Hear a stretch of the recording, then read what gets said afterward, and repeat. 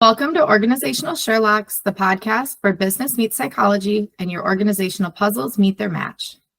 Join us for captivating stories and practical solutions to unravel your toughest challenges. I'm Dr. Elizabeth Fleming. And I'm Morgan Ashworth, your guides to a prescription for business success. Let's dive in. Well, hello, listeners. Wonderful to have you with us today. We are thrilled, Morgan and I are thrilled to have Jo Gray with us, joining us all the way from near London, right? Is that fair to say? Near London. I'm really bad at that and known to just say everyone's from London, but I know that that's not true. We say like we're from Boston when I'm not from Boston. I do say that about you too. When people ask me where my podcast co-host is from. Somewhere near Boston. Anyway, so we are thrilled to have Jo with us today to talk about her new book, as well as the work that she's doing that is so very important in our world. So we will pass it over to you, Jo, if you can tell us a little bit about yourself, what you do, and what's been on the docket for you recently. Yes, thank you. And thank you for having me. My first podcast that's outside of the UK. So this is really exciting. And I'm about 50 miles, you do miles rather than kilometres, south of London in a place called Brighton. It's quite famous, seaside town. So, and yeah, like I say, my name's Jo Gray. I wear multiple hats, actually. So I'm a business consultant. I spent 20 years in industry and corporate roles, and then transitioned to be a consultant 10 years ago, went back to university, studied occupational psychology, got my doctorate a couple of years ago, and went straight into writing a book, which was published last month. And my thing that keeps me really excited and interested is this thing called proactive behavior at work. Oh my gosh. Well, congratulations on the book. I know that everyone should order it. Will throw that out there, and we will put a link, as we always do, for our listeners so they can find it as well. Can you tell us a little bit about, workplace proactivity? What does that mean to you, and where did that interest first start? Yes, that's a great question, and it's one of those. It's a word that gets used a lot, and I've realised because obviously I've been right in the thick of it. It's seen as a really positive characteristic, and everyone wants everyone to be proactive, or so they say. Just in terms of what it is and what it isn't, it is self-initiated behavior, so it comes from within. It's change oriented, so it's about challenging the status quo. So if I see a process at work that doesn't seem very effective or very efficient, then I proactively suggest we might want to do things differently. That's a proactive behavior, and it's future focus because it's about challenging the status quo, doing things differently. Mm-hmm. Sometimes people think being proactive is putting your hand up when someone's looking for a volunteer, which there's some parallels, but ultimately it's not. It's more around that desire to want to improve things, want to change things for the better, and it's coming from within. Mm-hmm. Mm-hmm. That's great. I'm sure Elizabeth has heard me talk about it a lot. I'm all about being proactive in the workplace. I'm like, let's ditch the reactiveness that we have. I came from the HR world, so with that, there's a lot of reactivity in HR. But to prevent the need for reactivity, when you ensure compliance and you really check in and make sure you're honing in and being on a tomorrowist in a sense, that's what I say.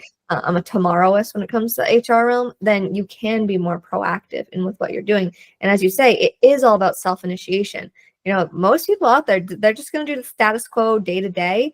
They're not trying to change the way in which the process of their department or their job is acting. Because if you can change that process, you can change it to be more proactive. So it's planning oriented rather than reacting to situations. Like you talk about how someone asks you to volunteer and you raise your hand. Some people consider that being proactive. Well, you had to be asked first, is what I think. Yeah. That's reactive. Exactly. Very true. Yeah. And it's interesting actually, because I had quite an interesting conversation this week with a group of leaders around that. Is there a balance between reactivity and proactivity? And ultimately we've got to be honest, there'll be stuff that's happening, external factors that is outside of our control, and you have to react to that, of course. Mm-hmm. But one of the things I was highlighting to them is that I see a lot of people who actually incidentally are burning out because of the volume of reactivity, because they're in constant survival mode, And when some of that reactivity is a result of a lack of proactivity in the first place, that's for me what the problem is. You know, if we're out putting out all these fires because actually we didn't have the foresight to know that that was a thing that needed doing or improving on, that for me is, you know, where we need to be more proactive to mitigate the risk of this unnecessary reactivity. Then we spend the energy on the reactivity that we really can't control. Do you think that's why it's so important to focus on workplace proactivity right now, or do you think there's other critical reasons? I think it is, in that there is too many fires. We need to not have as many fires putting out, and if we can do that by being more proactive, I think that's really helpful. But also, you know, if you think, you know, maybe get your listeners to think of a time when you've felt like you've been proactive, you've seen that something isn't quite right, and you've had an opportunity to do something about it, and actually the result is positive. That induces some really positive feelings, energy, pride, joy, accomplishment. All of those positive feelings really link to engagement at work. And again, at a time when I'm hearing a lot of feedback around low levels of engagement, it's like, give people the opportunity to operate at their full potential, and then they're going to be able to, you know, be firing on all cylinders, as opposed to this constant kind of hamster wheel of putting fires out every day. Yeah, and to me that also sounds like, you know, workplace proactivity, it might not just be about the person, but it also might be about the company as a whole, you know, building that organization for succession planning and making sure that there's skill enhancement and skill training so that people can take over the roles of other people without those people wanting to retire or depart, and not having any sort of redundancy that can build into taking over that role. So that's like one thing I think of. I do have a real life example, Joe. Are you open to me doing it? I'd love to. Very simple one. I have friends locally that just started their own restaurant, and one thing they said is sticking with me right now because of talking about workplace productivity. It's like doing it out of your own like heart to make it easier for other people. Well, the owners, they had to think of what are all of the different weird requests we're going to get from customers, so that they already have the buttons in their system to make the waiters' lives easier and to make the customers' lives easier. So it's just known, the cost differential, the kitchen will know it right off the bat and understand it. You know, to me, that sounds like being proactive. We're thinking ahead of how are we going to help people in the future through creating these common request buttons now. Very simple example, but I feel it kind of gets to the bottom of why it's so important for workplace productivity. Sometimes I think putting it in the most simple layman's helps people understand. Yeah, and I tell you, I love that, and I'll tell you why I love it. Because also one of the things when those proactive measures aren't put in place, that's when an individual will be asked, you know, have a special request and almost feel like they can't respond to it. And as a customer, you're just like, they're being difficult. It's like, no, I can't do it because the computer doesn't allow me to do it. And then, you know, as a proactive person, as a proactive customer, when I experience that kind of thing, I'm like, why don't you just put that in instead? But obviously, if they do that, that's going to screw up their, you know, their tallying up at the end of the day. And actually, what does end up happening is proactive people using their initiative. They might go, all right, we haven't got a button for that, so I'll do this. And that can then create more layers of problems. And that's why sometimes individuals using their initiative can create problems if they're not thinking of the bigger picture, and the fact that by pressing that button it links to stock, and that has an implication for getting product in, you know. So sometimes, you know, people can use their initiative, I would like, you know, unwisely, well intended, but maybe unwisely, because it doesn't align with the situation.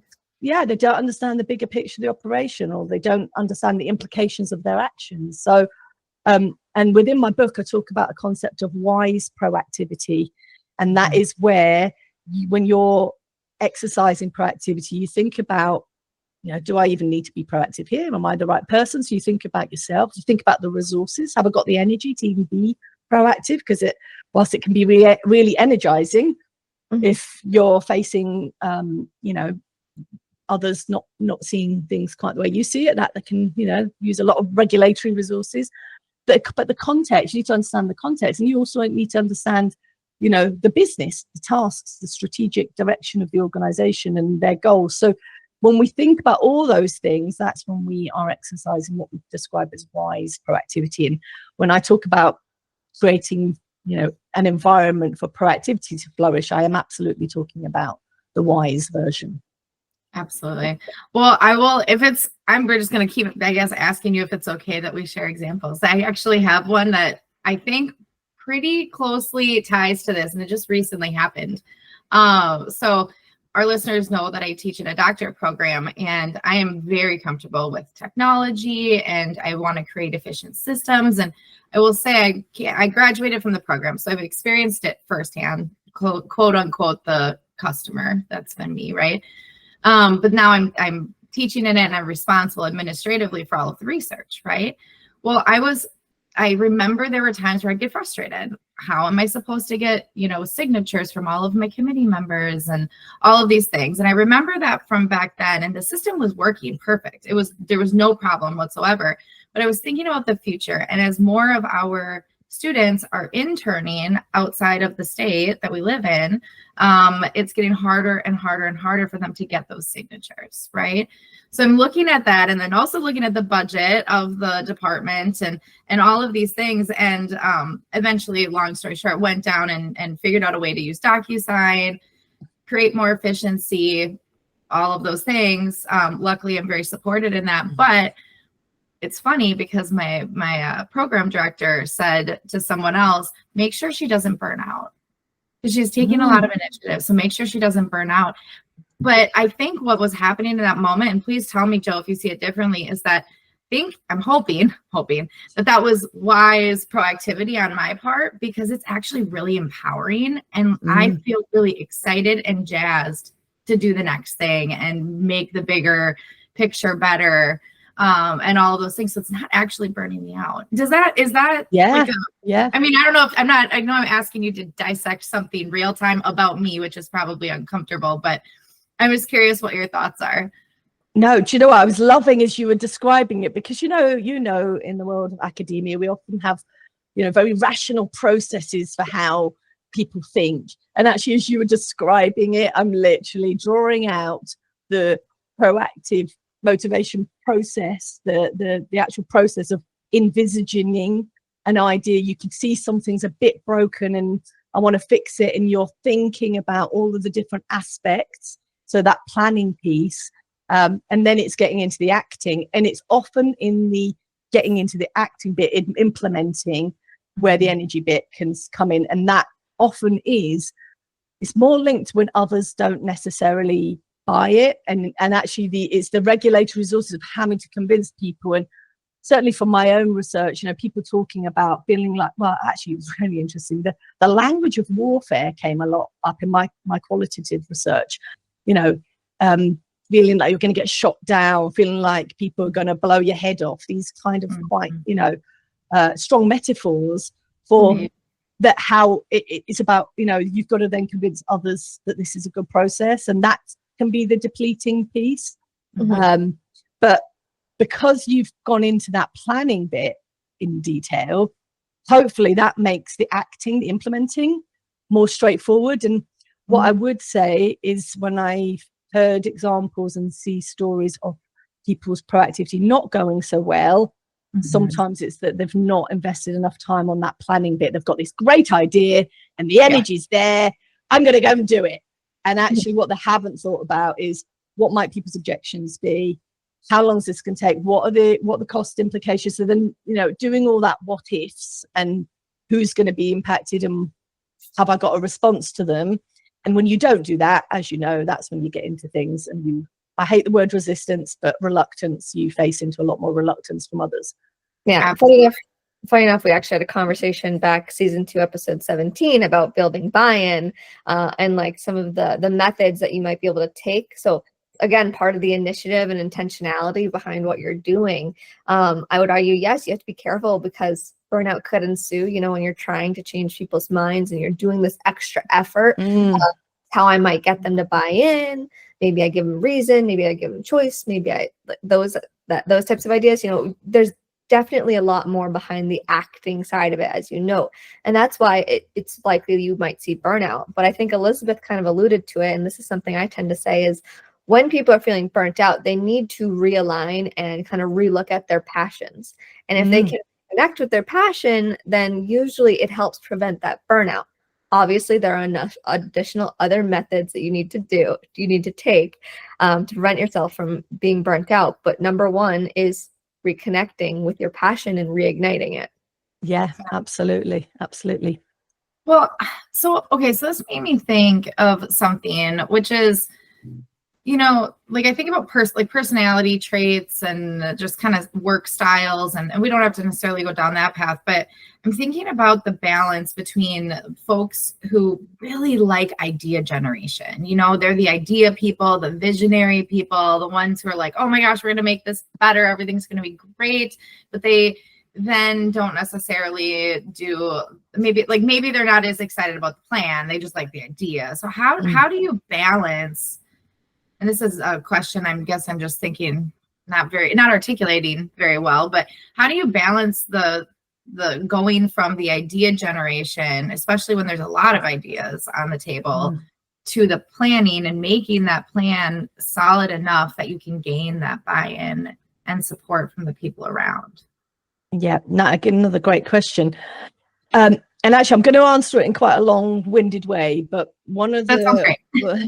If that's okay.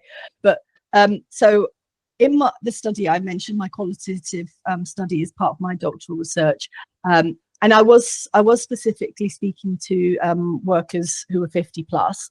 And so what I'm describing now is not generalizable, although if someone wants to pick up the study and take it to a quant, I would love that. But I was looking at values, what values were driving proactive motivation, and then exploring some of the consequences and outcomes as a result.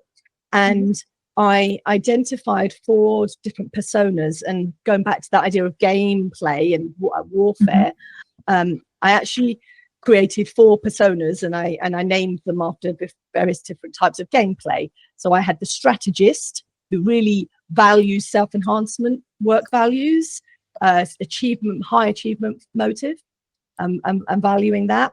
The sandboxers, very creative, high levels of openness to change, great for idea generating. The tacticians, who actually tended not to have a proactive personality. It was more of a learnt behavior, and it wasn't something that came so naturally, and they tended to engage in it a lot less. And then the cooperators, who were very much around coalition building and creating proactivity for the good of others. There was a lot of kind of universalism in terms of harmonious values, that kind of thing. And of those 4, the one you just described, great for the openness to change, high level of creativity, was the sandboxers. And actually, although that was the group that described the most frustration in terms of consequences, and I would argue some of that is down to maybe not having such well-honed political skills, influencing skills, situational awareness, possibly not doing some of that planning that we just described. Right. And so they were facing into more challenge from others. And that could lead to high levels of frustration, withdrawing, closing down, fight or flight. So that was quite interesting. That really resonates with that group. Yeah, no, that is really interesting. And I can imagine, I'm thinking of folks that I know that maybe do that and are kind of, maybe would fall into that group. I don't know. I know I'm kind of analyzing them in my mind, which I shouldn't probably do, but just, thinking about study psychology, you can't help it. I know I get made fun of all the time. I know you're analyzing me. And I said, I'm really not. I mean, maybe. Oh, okay. Let's not put, we're live. Anyway, but no, I think about, times where maybe I've been in that space or wanted to put myself in that space. And I don't know, that's probably not my natural place to be, but I can imagine it feels like you're being shot down sometimes, especially when you're throwing ideas out and can't answer the questions that the planners want to understand. How are we actually going to make this happen? This sounds really good, but what's next? And, one of the things I talk about with teams that I work with too is, hey, let's be really honest and real about what kind of meeting are we in right now in a workplace. Are we in a brainstorming meeting? Because then maybe it's not all about the tactical and the planning. And I think that practice is so simple just to be able to deploy. And I know that doesn't exactly, my hope is that would enable a proactive workplace instead of hinder it. Like, let's just be open and transparent about where we're at. I don't know. What are your thoughts? Yeah, and I, as someone who is obviously a huge advocate of powering proactivity, I also know it's not required all the time. Yes. There are some things we do not have to be proactive on, and we also need to just make sure, resource implications is such a huge consideration. We've got where teams are shrinking, being asked to do more with less. And so if what we're suggesting, if the proactive endeavor is actually going to cause so much extra work in the short term, maybe we shouldn't be doing it.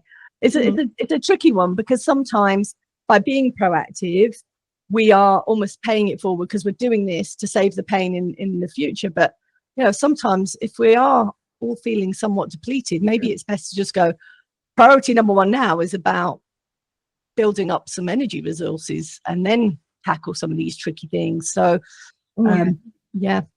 That's a very good point. And I'm glad you said energy resources, because initially when you said resources, I thought money, people, kind of the more tangible things. So I'm really glad that you said energy resources, because that's not, I don't think, something we think about as regular. Yeah, and actually there's a really nice model from Sharon Parker and colleagues called this is proactive motivation. So the one I described to you earlier is the process of what actually goes on in our minds, but the motivation, it's the can-do, reason to, energize to framework, and it's a lovely framework. Actually, I use it in coaching when people are possibly procrastinating, and you can then try to figure out what is it that's holding them back. So the can-do, have you got the time, the budget, the knowledge, the skills? So that's the can-do, those kind of resources. The reason to is, am I doing this because actually it's intrinsically motivating, or am I doing it because someone thinks I should, or because I'm doing it because I'm, there's some external reward for it. And again, you'll know when it's more intrinsically motivated, actually it's easier to fulfill, because when it's externally motivated, you might give up more easily. Sure. But the last one, that energized to, have I got the energy? And I've had people before that, we've got to the energy bit. So no, I can do it. I've got a really good reason. I really want to do this, but I'm feeling depleted. And my advice is then go and do all the things that fill your bucket up.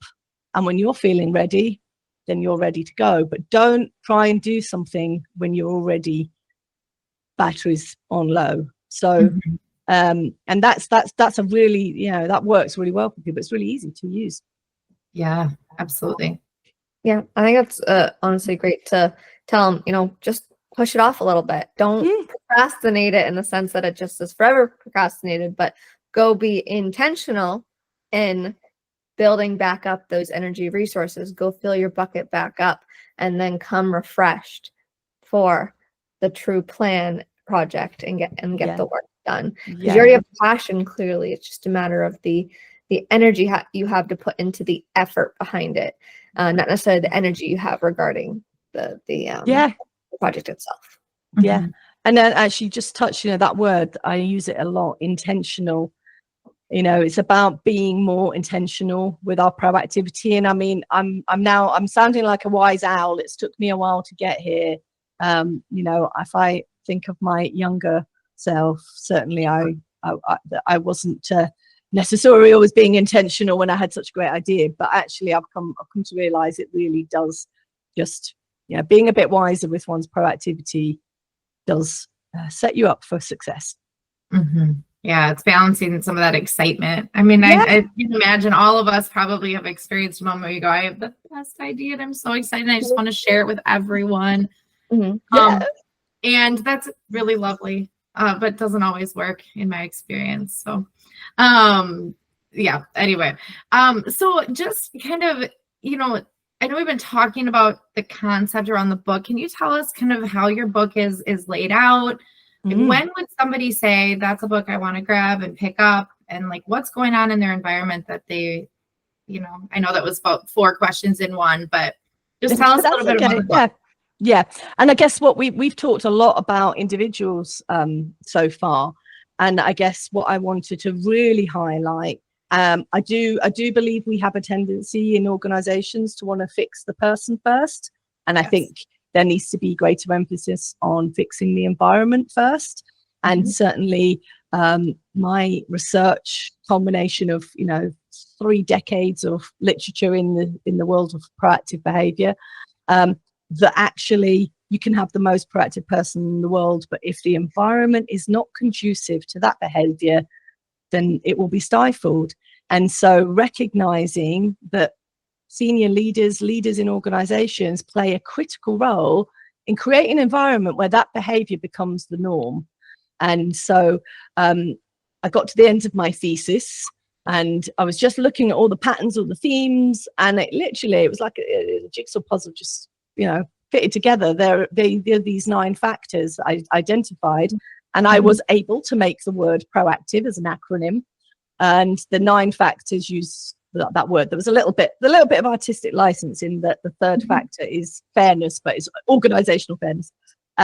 So the idea is that there are 9 factors powering proactivity at work. So psychological safety, considerations around role and remit, role clarity, role breadth, confidence in going beyond your actual job, organizational fairness, autonomy, communication, and I talk about compassionate communication, giving people the benefit of the doubt, being assuming they're positively intending to be proactive rather than self-oriented. I talk about time, that planning, all of that proactive behavior requires a time. We can't rush it. Things take time. If we're trying to get others to come on the bus, then we need to take the time and not force it, drag them on. Talk about influence. I already mentioned that earlier. Also values and motivation, touched on that with my own research, and recognizing that what drives one person to be proactive can be very different to another, and what they choose to be proactive in, that will link to their values, what's important to them. And then the last one, energy, which we talked a lot about. And so those, when organizations are really aware that there are levers they can pull for each of those factors, then you can create an environment where that is empowered, people feel more energized, and they feel like they've got the permission to challenge the status quo. Yeah. For what it's worth, I think that the acronym is very creative, and I'm glad you took that creative license, because as I'm listening, I'm thinking, wow, all of those things are so wonderful and great. Well, too. You group a couple things together that really, enhance each other. So you do a wonderful job in connecting the constructs that matter most within each other too. Yeah. Thanks. I mean, a few people are like, how did you get that to work? And it was the stars aligned that day. But like you say, that these are all, and there's some overlap. There's overlaps with this framework and wellness at work frameworks and engagement at work frameworks. So, which isn't surprising. There should be. No, I mean, I think that's a really good point, though. I mean, everything, I think, we like to put things in buckets. I just had this conversation with somebody the other day. We like to put things in boxes or in buckets or silos, right? Because it's easier for us to identify and pick apart. And even thinking about training, it's easier to train on one of those, that part of the acronym, right? But I would argue it's definitely not as effective, because humans and all of our like parts, right? Like they all come together, right? Psychological safety impacts energy impacts psychological safety, right? Like they're not, there's some entwinement there. Yeah. We don't always think about in the workplace. We So, and what I was trying to do with the book is also recognizing there's lots of people doing really good things in organizations.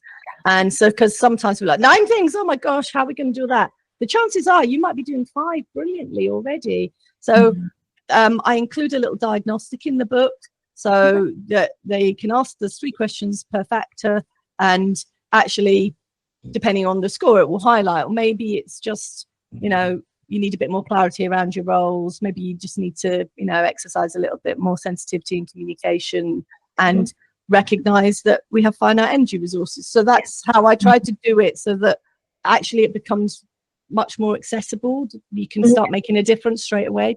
Yeah. It might not be the whole area that, you might not need to work on every single piece. It might just be one small part that can make the biggest change. That proactive culture, despite there being, so many little intricacies. Before we conclude, I did want to ask if you could suggest a leader to do one thing in order to build a more proactive culture tomorrow, what would you recommend? I'm a little bit biased, but I'd invite them to go to my website, poweringproactivity.com. I've created a free diagnostic, which is called the Proactivity Pulse. And what that shows up is the different forms of proactivity that may or may not be showing up in the organization. And actually, by highlighting, there may be a gap, people might not be speaking up. You might be concerned about that, or people might not be using their initiative. Maybe that's something you want to develop. So that's a starting point. And once you start to have some awareness around, there's an opportunity to develop some proactive behaviors here, you can then start getting into what obstacles do we need to remove to then start to create the environment. That's simple steps. Sounds like the start line is having the intention to figure out the best first step. Yeah. I think there's also, I'm really, as I said, it takes a pretty courageous senior leader to also own the fact that they might be part of the problem. Right. It's very easy to go, the employees are no one's using their initiative, and no one's, they're just all doing the same, they're all change averse, blah blah blah. But to actually say, maybe there's something here, it's very easy as a leader to go, my door's always open. It might be, but is anyone going in it? Right. Yeah. Is it really is what I tend to say. And then, one thing I also tend to say to leaders I work with is, don't generalize your entire team, saying no one has initiative, no one has this. I'm like, try to find the people that do and that have had it in the past, and try to work with them first and get some open feedback and be open to the feedback. Yeah. Don't push back. Make it you can make it anonymous so people feel free, feel they can share more freely. It's building that trust and reconnecting even with your team. Yeah. And the trust is such a key factor. No one is going to take risks of speaking up if they fear getting reprimanded or shouted down or being, branded the troublemaker, whatever. So trust is obviously linked to psychological safety. It's the first factor in my model. Yeah. I'll give you this. I'll share a personal thing if that's okay. Makes me think about this because you were talking about not generalizing an entire team, right? And kind of seeing people for who they are and understanding them and all of that. Before my husband and I got married, we said we will never, we used an absolute in the process of saying we'll never use absolutes. So we said we will never use absolutes, right? Because there's not one thing that is all or nothing or never or always.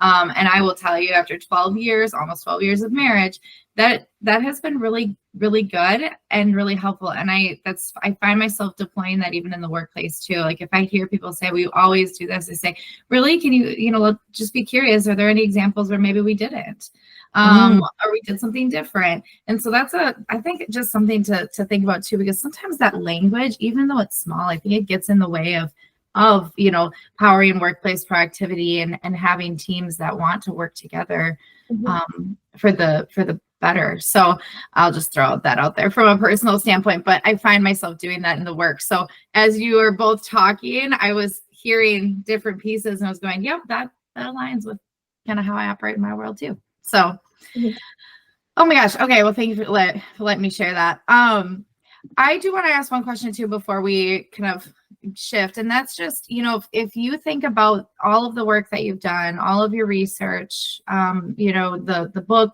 now, what is the one thing that you hope people walk away with after they read through things and talk with you? If you were to name the one thing, what is that? I think it goes back to that. Let's get the environment right. It's, for me, it's so important. Get the environment right. It's, and then you're benefiting the masses, not just the few. Focus on getting the environment right. You might still need some people that need some one-to-one support, even when the environment's right. But let's make that the priority. It's more complex. And that's why maybe people go, oh, let's just do the easier thing first. But actually, let's just do the thing that's going to make the bigger difference. Absolutely. Yeah, I couldn't agree more. Well, thank you, Jo, for being here. I really, really appreciate it. I know you and I connected, and for our listeners, Jo and I connected on LinkedIn. I saw a post about the book. It sounded really interesting. I reached out. So there's proof, I guess, in the pudding that you can meet really amazing people across the pond, as we say, without, having to really try that hard. It's just about reaching out and having conversations. So networking is really important. Being proactive. That was proactive moves on both our parts. Hey, look at that. Look at us go. I love it. I can't wait. Also, I want to go to the UK and visit you so bad. So when I'm out there, the invitation is open. Yes, absolutely. Well, thank you. Is there anything else you want our listeners to know, Jo, before we log off for the day? One last thing is that I haven't really talked to you too much around is at the end of the book also includes a section around recognizing that we need to consider individual differences. So there's a diversity and focus section of the book that recognizes that some of the concepts that I introduce in the model might be more challenging for some than others. So just inviting people to be a little bit more curious around, yes, that might be something that's really helpful, but actually, if you're neurodivergent, that might be really tricky for you. So I just wanted to introduce aspects of the model through different lenses so that, we could, recognize the need to be more inclusive. That is wonderful. Yes. No. Oh, sorry. Go ahead, Morgan. I was just kind of joining on with you, saying that's a great point, and something that I feel is so important that you've included in the book. Absolutely. Yeah, I think it's a great addition, and I'm excited to kind of dig back into it. And it fits in really well with what Morgan and I are trying to do here, which is around being very curious about differences in people, teams, organizations, systems, all of those things. So thank you so much again, and we'll stay in touch. Thank you. Thanks for having me. It has been an absolute pleasure. Absolutely. Thank you. Well, listeners, this concludes another intriguing episode of Organizational Sherlocks. I'm Elizabeth Fleming. And I'm Morgan Ashworth, reminding you that the journey to success is an ongoing investigation. As Jo just shared with us, it's important to stay curious, stay strategic, and keep utilizing insights to decode your business mysteries. Join us every Tuesday for your next Whodunit. This is Organizational Sherlocks, closing today's case. We'll see you all next time.